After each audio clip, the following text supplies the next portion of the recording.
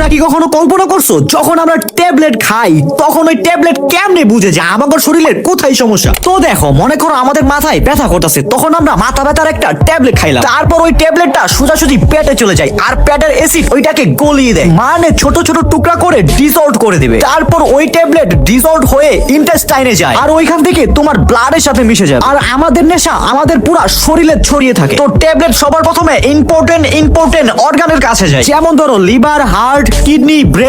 গিয়ে বলে সবকিছু কি ঠিক আছে? দেখো, যখনই আমাদের কোথাও ব্যথা শুরু হয় তখন ওইখান থেকে একটা কেমিক্যাল টাইপের কিছু বের হয়, যেটা কিনা বারবার মস্তিষ্কের কাছে সিগন্যাল পাঠায়। কি রে ছোট ভাই, তোর কোনো খবর নাই? এইখানে একটা সমস্যা হয়েছে, এটা সলভ কর। যখন ব্রেনের কাছে সিগন্যাল যায় তখন আমাদের ব্যথা অনুভব হয়। তারপর ওই ট্যাবলেটটি পুরো শরীরে খুঁজে খুঁজে দেখে কোথায় থেকে লিকুইড বের হচ্ছে। তারপর ট্যাবলেট ওইখানে গিয়ে ওই লিকুইড বের হওয়া বন্ধ করে দেয়। তার মানে বুঝলা, ট্যাবলেট ব্যথা শেষ করে না, জাস্ট তুমি যেটা অনুভব করতেছো ওইটা শেষ করে দেয়।